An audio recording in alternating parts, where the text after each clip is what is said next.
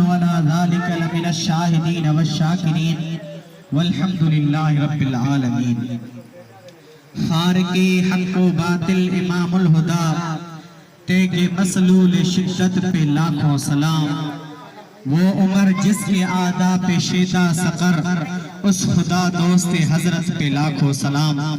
मुझा प्यारा अजीज़ो दोस्तों, अल्लाह तबारक व तआला जी ज़ात बाबरकात कुरान मजीद फुरकान हमीद में इरशाद फरमायो, या अय्युहन नबिय्यु हस्बुकल्लाह।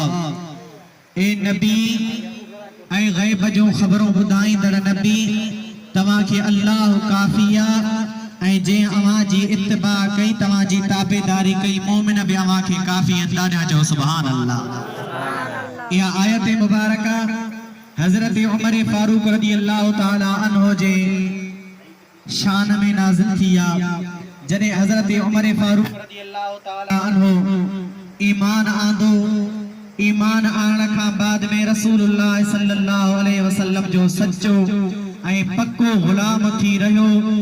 ऐं अल्लाह जे महबूब दुआ घुरी त मुंहिंजा मालिक मूंखे इस्लाम के ताकत अता फरमा। हजरत उमर बिन खत्ताब रज़ी अल्लाह ताला अन्हु सा ऐं अल्लाह तबारक व ताला या ताकत अता फरमाई। या सब चो सुभान अल्लाह। हजरत उमर फारूक रज़ी अल्लाह ताला अन्हु जने मुस्तफा करीम सल्लल्लाहु अलैहि वसल्लम जन सा निस्बत थसे उमर मा फारूक बन जियो। आला हजरत फरमायो, फारक़े हक़ व बातिल इमामुल हुदा तेरे मसलूल शिद्दत पे लाखों सलाम। नारे जो सुभान अल्लाह। वो उमर जिसके आदा पे शेदा सकर, सकर जे बुआ जहन्नम के हजरत उमर साईं हुआ जेते जेको हजरत उमर साईं सा बुग़्ज़ रखंदो आ, अदावत रखंदो आ, दुश्मनी रखंदो आ, उन ते जहन्नम आशिक होंदो आ। जहन्नम चवंदो आ त इनखे मूंडे मोकिलियो, छो जो हजरत उमर साईं रसूलुल्लाह जो सच्चो ऐं पक्को सहाबी आ। ॾाढा चओ सुभान अल्लाह। हजरत उमर फारूक रज़ी अल्लाह ताला अन्हु एक दफ़े रात जो गश्त जे लाइ निकतो। मदीने जे पाक शहर का ट्रे में लागते सिरार नाले जाया, उन जाय ते पहुतो आ। हजरत उमर फारूक रज़ी अल्लाह ताला अन्हु ॾिठो त हिकिड़ी औरत आ, जेका औरत का शइ पचाई रही आ ऐं उन जा नंढड़ा ॿार उन जे चौधारी रोई रहिया आहिनि। हजरत उमर फारूक रज़ी अल्लाह ताला अन्हु पुछा कई त फलाणी औरत तुझा ॿार छाजे करे था रोइन, छा ॻाल्हि आ? हजरत उमर फारूक रज़ी अल्लाह ताला अन्हु खे चवे थी, केतिरे ई वक्त खां मुंहिंजा बच्चा भुख ते हैं, मुंहिंजा बच्चा उञ ते हैं। हजरत उमर फारूक रज़ी अल्लाह ताला अन्हु जॾहिं इहे लफ़्ज़ ॿुधा, लफ़्ज़नि ॿुधण खां बाद में सिधो बैतुल माल आयो। ॾाढा चओ सुभान अल्लाह। हजरत उमर फारूक रज़ी अल्लाह ताला अन्हु बैतुल माल में आयो आ। बैतुल माल मां अची करे गिह विखई, बैतुल माल मां अची करे गोश्त विखई, बैतुल माल मां अची करे अटो विखई।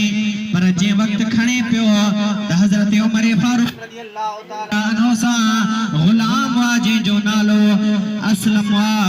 हजरत उमर फारूक खे चवे थो, ए उमर, ए मुंहिंजा साईं, मां अवां जो खलीफ़ो आहियां, इहो मां खणा। हजरत उमर फारूक जेके लफ़्ज़ चया तारीख़ में लिखण जहिड़ा लफ़्ज़ ॾाढा चओ सुभान अल्लाह। हजरत उमर फारूक चयो त ए असलम, हिते ते वज़न खणी वञे, पर क़यामत जेॾी मूंखे मोजणो आ, इन जे करे मां इहो खणा। हजरत उमर फारूक रज़ी अल्लाह ताला अन्हु अटो खयो आ, गिह बि पंहिंजे पुठीअ ते खयो आ, गोश्त बि पंहिंजे पुठीअ ते खणी करे उन औरत जे घर आयो आ। उन औरत खे मदद थो कराए। उन औरत छा कयो, वो बोड़ जे मल चाड़े पई, बाह न पई बरेस।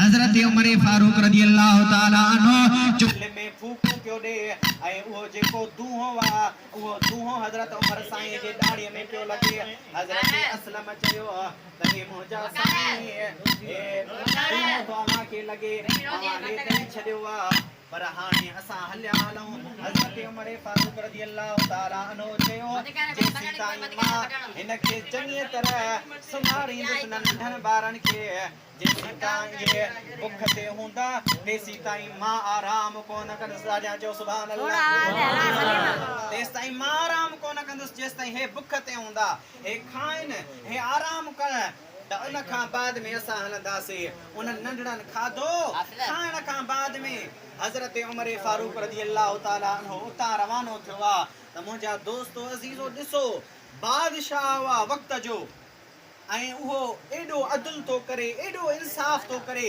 असांखे बि इन मां नसीहत पिराइणी आहे त असां बि अदल कयूं असां बि इंसाफ़ कयूं असां बि पंहिंजे औलाद सां सही हलूं असां बि पंहिंजे पाड़े वारनि सां सही हलूं जीअं हज़रत उमर फारूक रज़ी अल्लाह ताला अन्हु खिलाफत ते आयो फारूक हक़ बातिल इमामुल हुदा बणिजी वियो यानी हक़ ऐं फ़र्क़ हक़ ऐं बातिल जे विच में फ़र्क़ु करण वारो आहे त हज़रत उमर साईं आहे सभई चयो सुभान अल्लाह ऐं महबूब जे दर ते सहाबी सॻोरा ईंदा हुआ मुस्तफ़ा करीम वटां सिखण ईंदा हुआ रसूलुल्लाह सल्लल्लाहु अलैहि वसल्लम जो जन हिकिड़े दफ़े खजीअ जे हेठां वेठा हुआ छा जे हेठां वेठा